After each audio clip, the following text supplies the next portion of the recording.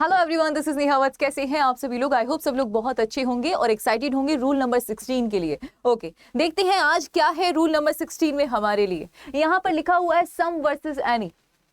सबसे ज्यादा एरर जो आपके एग्जाम में आती है वो सम और एनी में कंफ्यूजन की वजह से आती है। सम की जगह आप एनी का यूज कर सकते हो, कर देते हो, एनी की जगह सम का यूज कर देते हो। आज के सेशन के बाद आपको ना तो सम में प्रॉब्लम होगी ना ही एनी में प्रॉब्लम होगी। ठीक है, चलिए बताते हैं, देख लेते हैं कि क्या आपका कहां पे आपका सम का इस्तेमाल होता है, कहां पे आपका एनी का इस्तेमाल होता है। जब भी मैं बात करूं बच्चे सम की,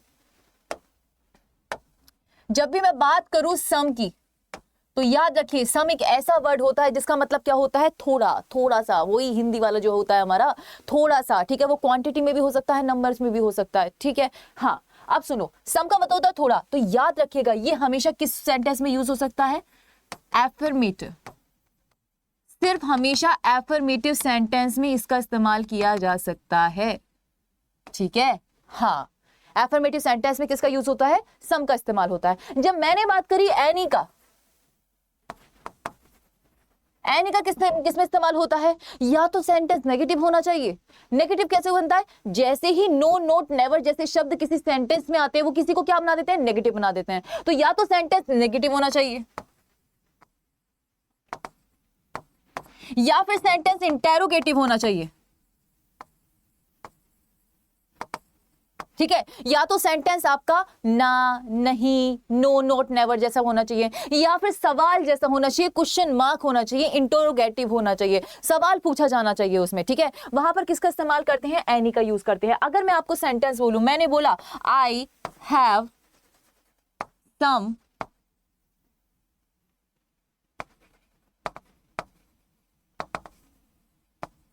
एक्सपीरियंसेस, मुझे कुछ एक्सपीरियंसेस हैं जीवन में, बिल्कुल सही है, पॉजिटिव सेंटेंस है, आपने सम का इस्तेमाल कर दिया, ठीक है, सेंटेंस बिल्कुल सही है। और अगर मैं एनी का इस्तेमाल करूं तो मैं क्या बोलूंगी, मैंने बोला आई do not have any friends. आपने सेंटेंस देखा, आपने पढ़ा ma'am I do not have any friends, इसका मतलब क्या हुआ कि भाई मेरा कोई दोस्त नहीं है। यहां पर मैं सेंटेंस में क्या बताने की कोशिश करूं कि भैया यहां पर आपका नेगेटिव सेंस यूज हुई है। नो, नोट, नेवर का जैसे इस्तेमाल हुआ, नेगेटिव हो गया। नेगेटिव ही तो चाहिए होता है, क्योंकि एनी का इस्तेमाल किसमें होता है, नेगेटिव में। एनी का इस्तेमाल कर दोगे ना पॉजिटिव सेंटेंस में, वो आपका एरर क्रिएट कर देगा। समझ रहे हो, उसमें आपको समझना पड़ेगा कि किसमें किस चीज का इस्तेमाल हो सकता है। या फिर आपके साथ क्या हो सकता है, एक और चीज होती है, अगर आप इंटेरोगेटिव में यूज कर लो। इंटेरोगेटिव में कैसे, अगर मैं यहीं पर कर देती हूं, मैंने बोला do you have any friends, सवाल किया है मैंने, do you have any friends, क्या तुम्हारे कोई दोस्त हैं? तो आपने कहा मैम ये तो इंटेरोगेटिव है, बिल्कुल इंटेरोगेटिव है, इसीलिए मैंने किसका इस्तेमाल किया है, एनी का इस्तेमाल किया है। कोई परेशानी इसमें, कोई तकलीफ इसमें नहीं ना।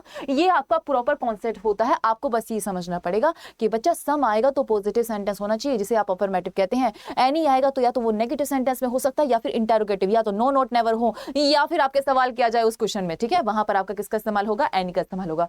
अब हम क्या करते हैं, कुछ क्वेश्चन कर लेते हैं जो कि काफी जरूरी होते हैं हमारे लिए। ठीक है, प्रैक्टिस हो जाएगी। चलो, लिखा हुआ है I do not have some time to waste. मुझे कमेंट करके बताइए, वीडियो को यहीं पॉज कीजिए और मुझे कमेंट करके बताइए क्या ये सेंटेंस सही है। बिल्कुल सही नहीं है। क्यों? आपने देखा आई डू नॉट हैव, मतलब मैडम ये तो नेगेटिव हो गया, नोट लगा दिया। भाई जब तुमने नोट लगाते तो तुमने सम कैसे लगा दिया?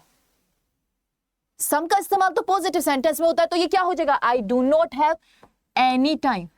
और कुछ महानुभाव ऐसे होंगे जो टाइम को ही बदल देंगे। अरे नहीं, सेंटेंस में हमेशा चेंज ऐसा करो कि आपका सेंटेंस भी सही हो जाए और आपका मीनिंग भी चेंज ना हो, है ना। तो टाइम नहीं बदलेंगे, हम क्या करेंगे, सम को बदल दे, सम की जगह हमने एनी को, सेंस एक ही दे रहा है ना, इसीलिए। ठीक है, तो ऐसे करके आपका सेंटेंस सही हो जाता है। दूसरा सेंटेंस हम पढ़ते हैं, लिखा हुआ है did you buy some books. Did you buy some books yesterday, क्या तुमने कल कुछ किताबें खरीदी थी? हमने कहा तुम तो सवाल कर रहे हो, इसका सवाल, इस सवाल का जवाब या तो हाँ में हो सकता है या ना में हो सकता है।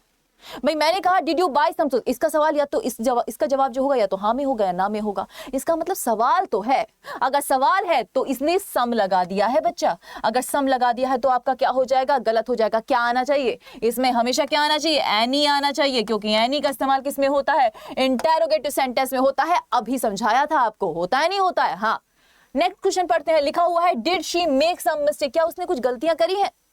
ठीक है, इन द पेपर, पेपर देने गया है बच्चा, वो पूछ रहा है, उसके माँ बाप पूछ रहे हैं बच्चा कुछ गलती वलती तो नहीं करके आए हो, पूछ रहे हैं, सवाल कर रहे हैं, इंटेरोगेटिव है, ठीक है, इंटेरोगेटिव है। अगर इंटेरोगेटिव है, जैसे आपने देखा हेल्पिंग वर्ब निकली हुई है, अरे भाई ये तो सवाल किया जा रहा है, अगर सवाल किया जा रहा है तो सम का इस्तेमाल तो होगा ही नहीं, किसका इस्तेमाल होगा, एनी का इस्तेमाल होगा। समझ में आई चीज, ठीक है। नेक्स्ट क्वेश्चन कर लेते हैं, इसका आंसर आप कमेंट सेक्शन में बताओगे, लेकिन यहां पर मैं बता देती हूं, है ना, पॉज कर लेना, इससे पहले मैं बताऊं आपका जवाब आ जाना चाहिए, है ना। चलो, लिखा हुआ है hardly any students were present. मुझे सेंटेंस बताइए सही है या गलत है।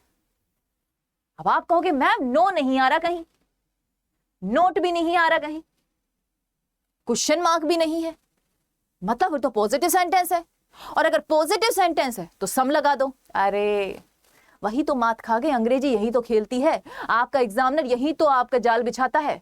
बच्चा कुछ ऐसे शब्द होते हैं जैसे हार्डली हो गया, रेयरली हो गया, स्केर्सली हो गया, या आपका अनलेस हो गया, अनटिल हो गया, ये कुछ ऐसे शब्द होते हैं जो किसी भी सेंटेंस को नेगेटिव बनाने की क्षमता रखते हैं। इनके अंदर नो, नोट, नेवर जैसे वर्ड जो होते हैं वो ऑलरेडी मौजूद होते हैं। अगर उनमें ऑलरेडी मौजूद होते हैं तो जैसे ही आपने देखा हार्डली, अरे मुश्किल से कुछ स्टूडेंट्स वहां पर प्रेजेंट थे, कोई स्टूडेंट वहां पर प्रेजेंट थे, जैसे ही आपने देखा मुश्किल से, अरे इसमें तो नेगेटिव मेंशन है, तो ये अपने आप में क्या हुआ बच्चा, ये नेगेटिव वर्ड हुआ। क्या हुआ आपका, नेगेटिव वर्ड हुआ। अरे मैडम नेगेटिव वर्ड है तो फिर क्यों सोचना है, तब तो एनी ही आएगा, आ गया ना।